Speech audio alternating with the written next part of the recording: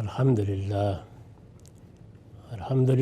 رب العالمین والصلاة والسلام علی محمد الامین اعوذ باللہ من الشیطان الرجیم بسم اللہ الرحمن الرحیم۔ خواتین و حضرات، ہم سورہ توبہ کی آیت 23 سے درس کی ابتدا کر رہے ہیں۔ یہاں سے تیسرا شجرہ شروع ہوتا ہے۔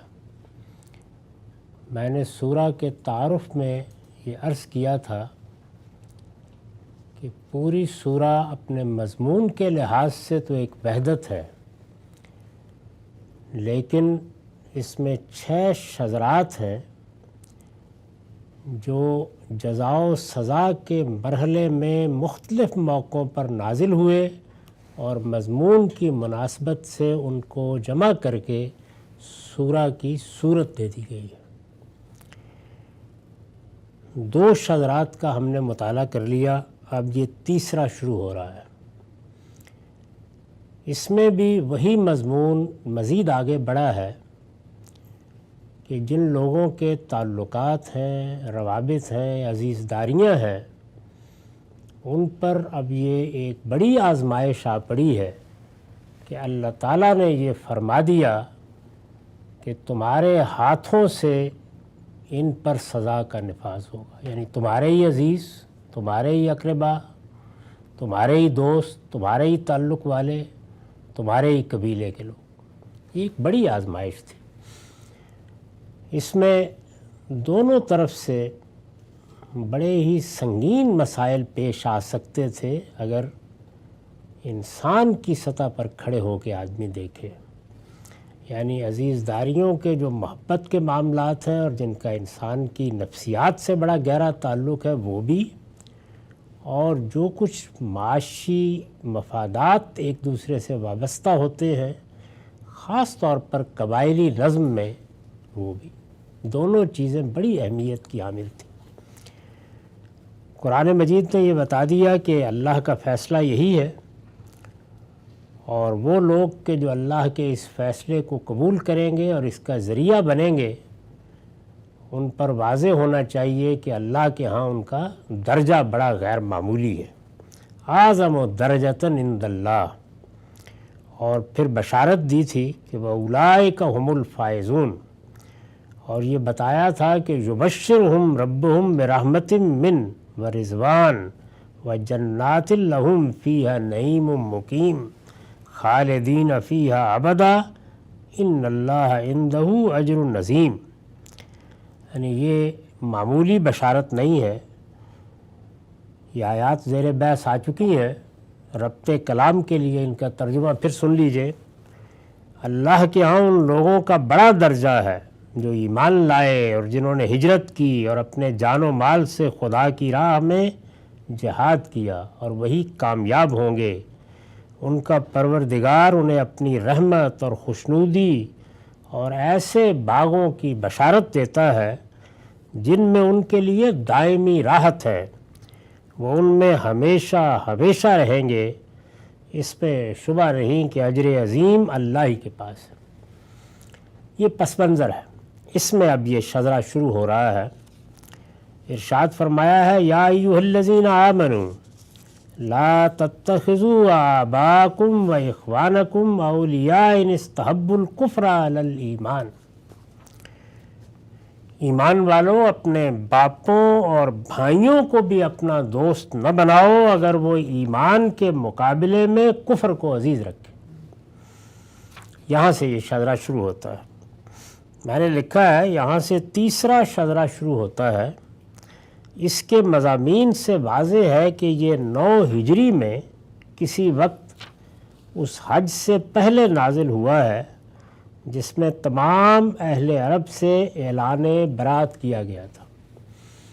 اس سورہ میں اللہ تعالیٰ نے جو ہدایات دیں، میں عرض کر چکا ہوں کہ یہ عذاب کی سورہ ہے، یعنی وہ آخری فیصلہ اس میں سنا دیا گیا ہے جو اس سے پہلے عاد و ثمود کے لیے، قوم نوح کے لیے، قوم شعیب کے لیے سنایا گیا تھا۔ وہی فیصلہ محمد الرسول اللہ صلی اللہ علیہ وسلم کے مخاطبین کے لیے سنایا جا رہا ہے۔ یہ چونکہ اس نوعیت کے مضمون کو لے کر چل رہی ہے تو اس میں مختلف مراحل آئے ہیں۔ یعنی پہلے مرحلے میں اللہ تعالیٰ نے اپنی پوری اسکیم واضح کی، اعلان برات کیا، پھر یہ بتایا کہ یہ اعلان برات کس طرح لوگوں تک پہنچایا جائے گا۔ اس میں مختلف مراحل میں کیا چیزیں پیش آ چکی ہیں ان کی میں وضاحت اس سے پہلے کر چکا ہوں۔ اس کا ناگزیر نتیجہ تھا کہ جیسا کہ میں نے عرض کیا یہ مختلف مراحل میں نازل ہو، یعنی ابتدائی ہدایات دی جائیں، پھر کچھ مسائل ہیں ان پر گفتگو کی جائے۔ اس طریقے سے اگر آپ غور کریں تو صلح حدیبیہ کے بعد سے اس کا نزول شروع ہوا اور پھر بتدریج یہ غزوہ تبوک کے زمانے تک آ گئی ہے، یعنی اس طرح کی نوعیت ہے سورہ کی۔ تو یہاں اگر مضمون پر آپ غور کریں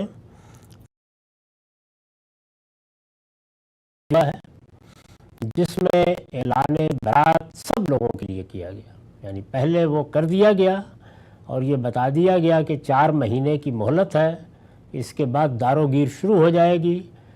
پھر یہ کہا گیا کہ یہی معاملہ چلتا رہے گا یہاں تک کہ حج اکبر کا موقع آ جائے، اس میں پھر اعلان کیا جائے گا۔ تو اس اعلان سے پہلے اس کے مضمون سے معلوم ہوتا ہے کہ یہ حصہ نازل ہوا ہے۔ کسی وقت اس حج سے پہلے نازل ہوا ہے جس میں تمام اہل عرب سے اعلان برات کیا گیا تھا۔ اب ان لوگوں کو یہ بتایا جا رہا ہے، یعنی یہ بات بھی گویا صاف واضح کر دی گئی کہ جس قتل عام کا حکم دیا جا رہا ہے اور تم سے تقاضا کیا جا رہا ہے کہ تم یہ خدمت انجام دو گے، تو اچھی طرح سمجھ لو کہ جو بازی تم نے جیتنی ہے اس میں اب کفر کے مقابلے میں ایمان ہی کو عزیز رکھنا ہوگا۔ چنانچہ یہاں یہ نہیں کہا گیا کہ جو لوگ اپنے باپوں کو، اپنے آبا کو، اپنے بھائیوں کو عزیز رکھیں وہ مجرم ہیں۔ یہ کہا گیا ہے کہ اگر ان کے باپ اور بھائی ان استحب الکفر علی الایمان، اگر وہ ایمان کے مقابلے میں کفر کو عزیز رکھ کے اب مقابلے میں آ گئے ہیں تو بس پھر امتحان یہی ہے کہ اب وہ کچھ نہیں رہے۔ یہ جو اعلان برات ہے یہ جس وقت کر دیا جاتا ہے تو اس سے پہلے یہ بات واضح کر دی جاتی ہے کہ اب تعلقات روابط سب ختم ہوئے، یعنی تعلقات روابط کی آخری حد یہ دنیا ہے۔ جس وقت اللہ کا فیصلہ نازل ہو جائے گا اس کو اسی طرح سمجھیے کہ جیسے قیامت میں سامنے آ جائے گا۔ یہ سورہ دنیا میں قیامت کی سورہ ہے۔ اس میں یہ دیکھیں گے آپ کہ پوری آخرت کی دینونت کی تصویر سامنے آ جاتی ہے۔ وہاں کیا ہوگا؟ وہاں بھی یہی ہوگا، یعنی وہ لوگ کہ جنہوں نے ایمان کو ترجیح دی ہے ان کی جگہ الگ ہوگی، اور جنہوں نے کفر کو ترجیح دی ہے، جانتے بوجھتے حقائق کو ماننے سے انکار کیا، ان کی جگہ الگ ہوگی۔ اور کوئی اپنی محبت کی وجہ سے کسی کو دوزخ سے نہیں کھینچ لائے گا۔ ان لوگوں کے بارے میں بھی، یعنی یہ رسالت پاک صلی اللہ علیہ وسلم کے مخاطبین ہیں، وہی فیصلہ ہو چکا ہے۔ چنانچہ ارشاد فرمایا کہ اب یہ نہیں ہونا چاہیے، کوئی دوستی، کوئی تعلق، کوئی رشتہ داری اس مرحلے پر باقی نہیں رہتی، یہ ختم ہو گئی۔ وَمَن يَتَوَلَّهُم مِّنكُمْ فَأُولَٰئِكَ هُمُ الظَّالِمُونَ۔ یہ بہت سخت آیات ہے۔ فرمایا ہے کہ تم میں سے جو لوگ انہیں دوست بنائیں گے، یعنی اس مرحلے کے بعد بھی، اس موقع پر پہنچنے کے بعد بھی، اس سے پہلے دوستیاں بھی ہیں، محبت بھی ہے، تعلق بھی ہے، اکٹھے کاروبار بھی ہیں، عزیزداریاں بھی ہیں، سب کچھ ہے، اور ان کے حقوق بھی ادا کیے جا رہے ہیں۔ لیکن اس مرحلے پر آ کر جب اللہ کی سزا نافذ ہو رہی ہے تو ارشاد فرمایا کہ تم میں سے جو لوگ انہیں دوست بنائیں گے وہی اپنے اوپر ظلم کرنے والے ہوں گے۔ فَأُولَٰئِكَ هُمُ الظَّالِمُونَ۔ یہ ظالم کے بارے میں سمجھ لینا چاہیے کہ قرآن مجید میں یہ جس طریقے سے دوسروں پر ظلم کرنے، زیادتی کرنے کے معنی میں آتا ہے، اسی طریقے سے ظالم لنفسہ کے معنی میں بھی آتا ہے، یعنی اپنی جان پر ظلم ڈھانے والے۔ یہاں یہ اسی مفہوم میں ہے، وہ اپنے اوپر ظلم کرنے والے ہوں گے۔ یعنی جس وقت انسان اللہ کی جانتے بوجھتے نافرمانی کرتا ہے، یا اللہ کے مقابلے میں شیطان کی طرح سرکشی اختیار کر لیتا ہے تو اس سے بڑا ظلم کیا ہو سکتا ہے، کیونکہ اس کے نتائج پھر بڑے غیر معمولی نکلتے ہیں۔ ارشاد فرمایا کہ یہ جو لوگ ایمان لا چکے اور ہمارے اس اعلان کو سن رہے ہیں ان کو اب چند باتیں بتا دی جائیں۔ وہ کیا ہے؟ قُلْ إِنْ كَانَ آبَاؤُكُمْ وَأَبْنَاؤُكُمْ وَإِخْوَانُكُمْ وَأَزْوَاجُكُمْ وَعَشِيرَتُكُمْ وَأَمْوَالٌ اقْتَرَفْتُمُوهَا وَتِجَارَةٌ تَخْشَوْنَ كَسَادَهَا وَمَسَاكِنُ تَرْضَوْنَهَا أَحَبَّ إِلَيْكُم مِّنَ اللَّهِ وَرَسُولِهِ وَجِهَادٍ فِي سَبِيلِهِ فَتَرَبَّصُوا حَتَّىٰ يَأْتِيَ اللَّهُ بِأَمْرِهِ وَاللَّهُ لَا يَهْدِي الْقَوْمَ الْفَاسِقِينَ۔ ان سے کہہ دو اے پیغمبر کہ اگر تمہارے باپ یعنی اس مرحلے میں، اس موقع پر آ کر، اس وقت جب کہ اللہ کا فیصلہ صادر ہو گیا ہے، جب کہ اللہ تعالیٰ کی طرف سے اب مہلت ختم کر دی گئی ہے، تمہارے باپ اور تمہارے بیٹے، تمہارے بھائی، تمہاری بیویاں، تمہارا خاندان اور تمہارا وہ مال جو تم نے کمایا ہے، اور وہ تجارت جس کے مندے سے تم ڈرتے ہو، اور تمہارے وہ گھر جنہیں تم پسند کرتے ہو، یعنی یہ جو کچھ دنیا کی متاع تھی، اعزاء، اقربا، مال، دولت، گھر، سب کچھ گنوا دیا ہے۔ پھر سنیے، ان سے کہہ دو اے پیغمبر کہ اگر تمہارے باپ اور تمہارے بیٹے، تمہارے بھائی، تمہاری بیویاں، تمہارا خاندان اور تمہارا وہ مال جو تم نے کمایا ہے، اور وہ تجارت جس کے مندے سے تم ڈرتے ہو، اور تمہارے وہ گھر جنہیں تم پسند کرتے ہو، یہ سب تمہیں اللہ سے، اس کے رسول سے اور اس کی راہ میں جہاد سے زیادہ عزیز ہے، تو انتظار کرو یہاں تک کہ اللہ اپنا فیصلہ صادر کر دے۔ اور جان لو کہ اس طرح کے بدعہد لوگوں کو اللہ راہ یاب نہیں کرے گا۔ اس سے زیادہ سخت وعید نہیں ہو سکتی جو دنیا میں کبھی کسی قوم کو سنائی گئی ہو۔ یہ وہ امتحان ہے جس سے رسالت مآب صلی اللہ علیہ وسلم کے صحابہ گزرے، اور اب قیامت تک کوئی اس امتحان سے نہیں گزرے گا۔ عام طور پر ہمارے ہاں صحابہ کرام کی عظمت، ان کی شان جب بیان کی جاتی ہے تو اس کو بعض فضائل اور بعض تعلقات کے حوالے سے بیان کیا جاتا ہے۔ ان کا اصل مقام یہ ہے کہ وہ اس امتحان میں پورے اترے، یعنی پہلے اس امتحان میں کہ اپنا گھر بار، اپنا وطن چھوڑ کے اللہ کے پیغمبر پر ایمان بھی لائے، ہجرت بھی کی اور ساتھ بھی دیا، اور اس کے بعد اس آخری مرحلے میں جب یہ بڑا امتحان پیش آیا تو اس میں بھی کامیاب ہوئے۔ تو یہ وہ انصاف کی بات ہے جس کی بنیاد پر ان کو وہ مقام حاصل ہوا ہے جو اب قیامت تک کسی اور کے بارے میں متصور نہیں ہو سکتا، اور قرآن مجید نے ان کی جماعت کو بحیثیت مجموعی خیر امت قرار دیا ہے۔ تو یہاں یہ سب چیزیں گنوا کے یہ بتا دیا گیا کہ اس امتحان میں اب کوئی چیز بھی مانے نہیں ہونی چاہیے، نہ باپ، نہ بھائی، نہ بیویاں، نہ خاندان، نہ تعلقات، نہ تجارت، نہ گھر، کوئی چیز بھی۔ میں نے لکھا ہے یہ جن مرغوبات کی فہرست ہے، یعنی یہ سب چیزیں انسان کو بڑی محبوب ہیں، سب مرغوبات ہیں، یہ جن مرغوبات کی فہرست ہے ان میں اگر غور کیجئے تو نہایت لطیف نفسیاتی ترتیب ملحوظ ہے، یعنی جس ترتیب سے ان کو بیان کیا ہے وہ بھی بہت قابل غور ہے۔ استاذ امام لکھتے ہیں، پہلے باپ، بیٹے، بھائی، بیوی اور خاندان کو لیا ہے، جن کی محبت یا عصبیت آدمی کے لیے حق کی راہ میں حجاب اور آزمائش بنتی ہے۔ سب سے بڑھ کر یہی ہے، یعنی اگر آدمی کو انتخاب کا موقع دیا جائے تو جو چیزیں آگے آ رہی ہیں وہ ان کو چھوڑ دے گا، اور یہی اعزاء اقربا ہیں جن کا انتخاب کرے گا۔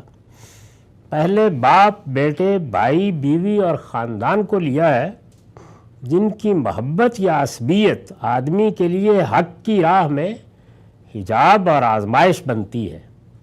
پھر اموال، کاروبار اور مکانات کا ذکر کیا ہے۔ اب دیکھیے، اموال کاروبار اور مکانات، جو اصلاً مذکورہ متعلقین ہی کے تعلق سے مطلوب و مرغوب ہوتے ہیں۔ یعنی آدمی نے اموال کیا کرنے ہیں اگر اعزاء اقربا نہیں، بچے نہیں ہیں، والدین نہیں ہیں، کیا کرنے ہیں؟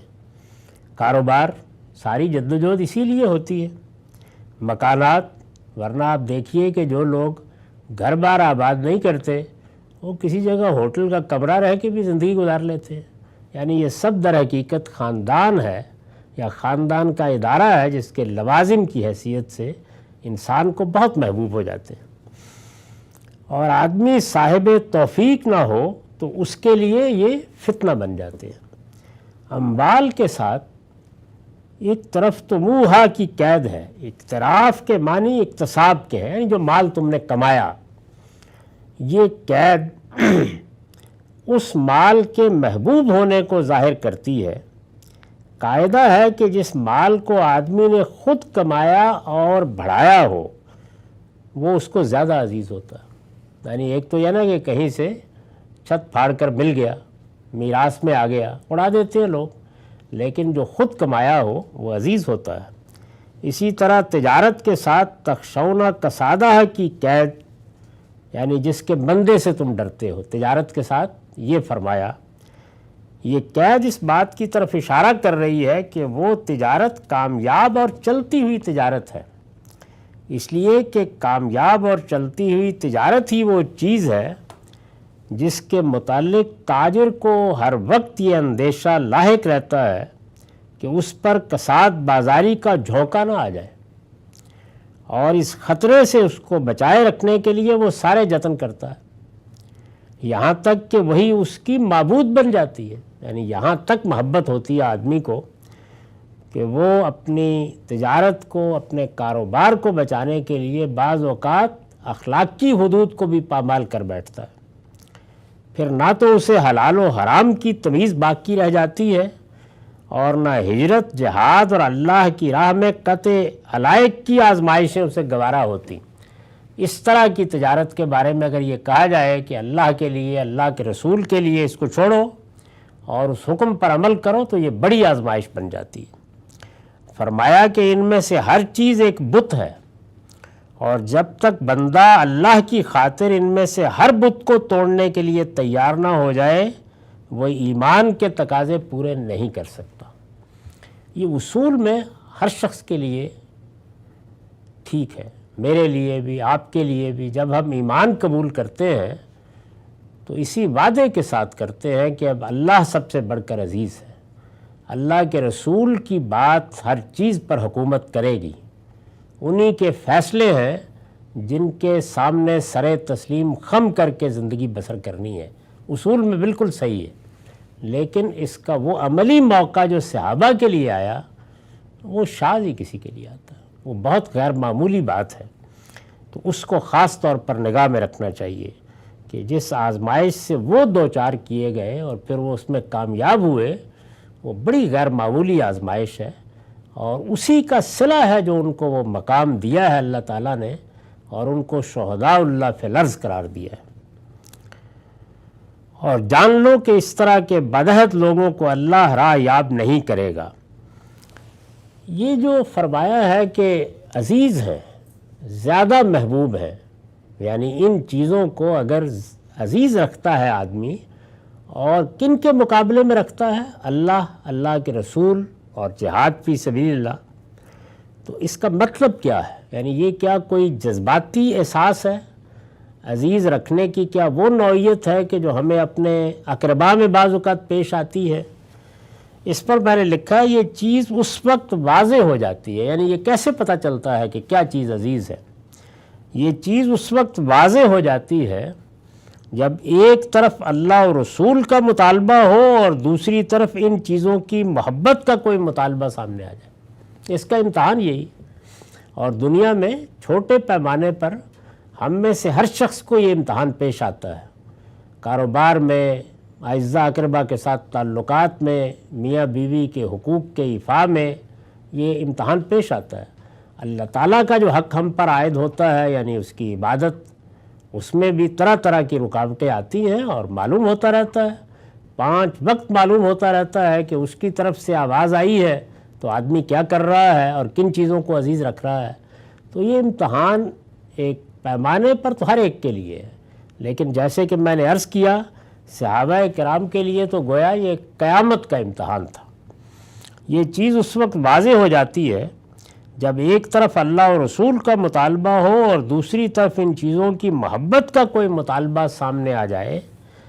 آدمی اگر اس وقت اللہ اور رسول کے مطالبے کو مقدم نہ رکھے، اس وقت یعنی جب یہ چیز ایک دوسرے کے مقابل میں آ کر کھڑی ہو جائے، آدمی اگر اس وقت اللہ اور رسول کے مطالبے کو مقدم نہ رکھے تو اس کے صاف معنی یہ ہوں گے کہ اس کو اللہ اور رسول سے زیادہ یہ چیزیں مطلوب ہیں. یعنی یہ پھر اس وقت واضح ہوتا ہے.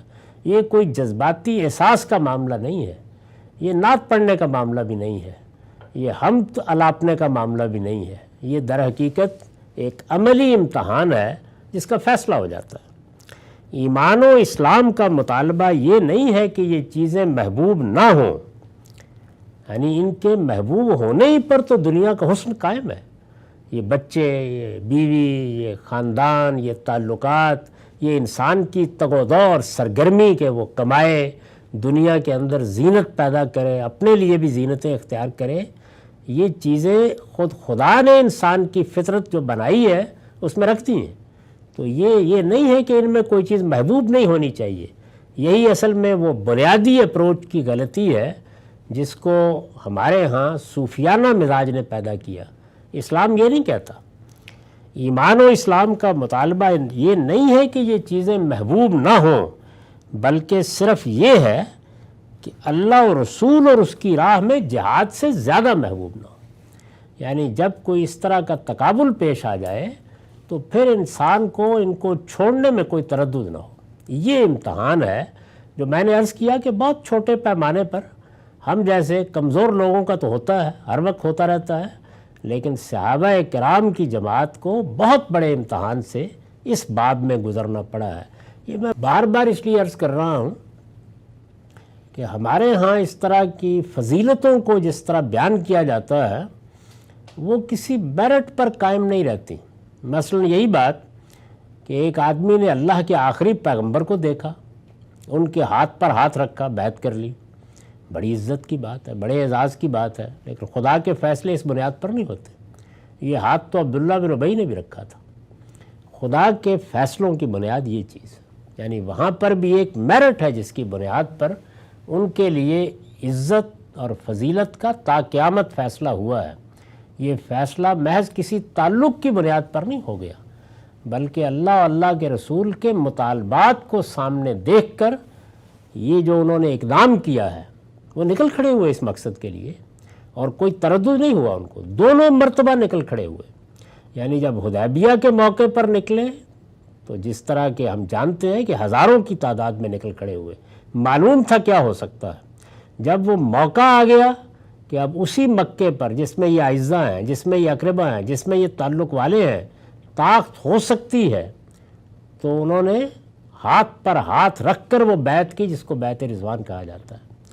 اور پھر جب رسول اللہ صلی اللہ علیہ وسلم نے فرمایا کہ اب ہم مکے کی طرف جا رہے ہیں، جب مکہ فتح ہوا ہے، تو یہ جو کچھ ہوا وہ تو اللہ کی عنایت سے امن کے ساتھ ہو گیا. تاہم وہ جب نکلے تھے تو اس وقت تو اس کی ضمانت نہیں تھی کہ ایسا ہوگا. یہ سب ہو سکتا تھا، اور اگر وہ صورت پیدا نہ ہو جاتی اللہ کے کرم اور اس کی توفیق سے، جس کو قرآن کہتا ہے کہ یدخلون فی دین اللہ افواجا، اور لوگ جوگ تر جوگ ایمان نہ لے آتے اور ان کو یہ قتل عام کرنا پڑتا جس کا یہاں حکم دیا گیا ہے، تو اندازہ کر سکتے ہیں کہ یہ کیسی آزمائش ہوتی ہے. اور وہ اس کے لیے نکل کھڑے ہوئے. یعنی ایسا نہیں ہے کہ کوئی تردد ہوا ہے ان کو. کچھ لوگوں نے کمزوری کا اظہار کیا جو یہاں زیر بحث بھی. تو یہ بات سمجھ لینی چاہیے کہ جو فضیلت ان کو حاصل ہوئی ہے اور قیامت تک کے لیے حاصل ہوئی ہے، اور جو وہ خیر امت قرار پا گئے ہیں، اور جس کی وجہ سے وہ اب قیامت تک کے لیے اسوہ ہیں، وہ در حقیقت ان کا یہ اقدام ہے، ان کا ان مراحل سے گزرنا ہے، ان کا ان میں کامیاب ہونا ہے. اور یہ امتحان اور یہ آزمائش انسانی تاریخ میں اس کی مثالیں نہیں ہیں کہ کسی گروہ کو یا کسی جماعت کو پیش آئی. تو فرمایا کہ اس طرح کے بدعہد لوگوں کو، یعنی جو اس امتحان میں کامیاب نہیں ہوں گے، جو اس موقع کے اوپر ان چیزوں کو ترجیح دیں گے، اللہ راہ یاب نہیں کرے گا. اس کا مطلب کیا ہے؟ میں نے حاشیہ لکھا ہے، یعنی اسی انجام بد تک پہنچا دے جو اوپر مکذبین کے لیے بیان ہوا ہے. یہ کیا چیز ہے؟ اللہ اپنا فیصلہ پھر صادر کرے گا. یہ فرمایا تھا نا کہ فَتَرَبَّصُوا حَتَّىٰ يَأْتِيَ اللَّهُ بِأَمْرِهِ، بہت بڑی وعید ہے. یعنی اگر تم اس موقع کے اوپر پیچھے ہٹ گئے، تم وعدہ کر چکے ہو، بیعت کر چکے ہو، عہد کر چکے ہو، پیغمبر کی دعوت پر لبیک کہہ چکے ہو، اس کے بعد پیچھے ہٹ گئے تو پھر یاد رکھو کہ اللہ کا فیصلہ آ جائے گا. اور اللہ کا فیصلہ کیا ہوگا؟ یعنی وہی انجام بد تمہارا بھی ہو جائے گا جو اوپر مکذبین کے لیے بیان ہوا. یعنی پھر کیا ہوگا اس کا اندازہ کر سکتے ہیں آپ. تم اس ذمہ داری کو پورا نہیں کرو گے جو میں نے بیان کی ہے. اللہ تعالیٰ فرماتے ہیں کہ اللہ تمہارے ہاتھوں سے اب یہ عذاب ان پر نازل کرے گا. تو پھر تم اور یہ ایک ہی جگہ پر کھڑے ہو گئے اور پھر میرے فرشتے آ جائیں گے لے کے. اس میں پھر وہ یہ نہیں دیکھیں گے کہ کون کس کا عزیز ہے. وہ نوح کا بیٹا بھی ہوگا تو اسی طرح جائے گا. یعنی اسی انجام بد تک پہنچا دے جو اوپر مکذبین کے لیے بیان ہوا ہے. اس سے معلوم ہوا کہ اوپر جس ترجیح کا ذکر ہوا ہے، یعنی یہ جو فرمایا ہے کہ اس موقع پر اللہ اور رسول کو کیسے محبوب ہونا چاہیے یا عزیز ہونا چاہیے، اوپر جس ترجیح کا ذکر ہوا ہے وہ ایمان کا ایسا تقاضا ہے کہ جسے پورا نہ کیا جائے تو مومن و کافر اپنے انجام کے لحاظ سے یکساں ہو سکتے ہیں. یعنی یہ اتنا بڑا معاملہ ہے. تو اب یہ فرمایا کہ اس طرح کے بدعہد لوگوں کو، یعنی پہلے یہ بتا دیا کہ پھر انتظار کرو فیصلے کا، وہ فیصلہ یہ ہوگا. اور اس طرح کے بدعہد لوگوں کو اللہ راہ یاب نہیں کرے گا. اوپر مشرکین کے بارے میں ارشاد ہوا تھا کہ اللہ انہیں راہ یاب نہیں کرے گا. بالکل یہی اسلوب وہاں اختیار کیا تھا. یہاں وہی بات ان لوگوں کے متعلق فرمائی ہے جو ایمان و اسلام کا عہد باندھ لینے کے بعد منافقت کا رویہ اختیار کریں اور اپنے ایمان کے تقاضوں کو پورا کرنے سے انکار کر دیں. ایک جگہ پر کھڑا کر دیا کہ یہ آزمائش ہے، یہ امتحان ہے، اب فیصلہ کر لو کیا کرنا ہے. اور اس موقع کے اوپر پھر یاد دلایا ہے کہ ایسا نہیں ہے کہ میں نے تمہیں اس امتحان میں ڈال دیا ہے تو میں کہیں پیچھے ہٹ کے بیٹھ گیا ہوں، میں تمہارے ساتھ کھڑا ہوں. اور اس کا حوالہ دیا ہے کہ لقد نصرکم اللہ فی مواطن کثیرہ، یعنی گھبرا کیوں رہے ہو؟ حقیقت یہ ہے کہ اللہ نے بہت سے موقعوں پر تمہاری مدد کی ہے. وَيَوْمَ حُنَین، ابھی حنین کے دن بھی، ابھی یعنی تھوڑا عرصہ ہی گزرا ہے. اِذْ أَعْجَبَتْكُمْ كَثْرَتُكُمْ فَلَمْ تُغْنِ عَنْكُمْ شَيْئًا وَضَاقَتْ عَلَيْكُمُ الْأَرْضُ بِمَا رَحُبَتْ ثُمَّ وَلَّيْتُمْ مُدْبِرِينَ. یاد ہے تمہیں حنین کے دن کیا ہوا تھا؟ جب تم اپنی کثرت پر اترا رہے تھے. اس وقت مسلمانوں کی بہت تعداد تھی، یعنی بدر اور احد کا معاملہ نہیں تھا، بہت بڑی تعداد تھی. تم اپنی کثرت پر اترا رہے تھے، پھر وہ تمہارے کچھ کام نہ آئی اور زمین اپنی وسعتوں کے باوجود تم پر تنگ ہو گئی. پھر تم پیٹھ دکھا کر بھاگ کھڑے ہوئے. بالآخر کیا ہوا؟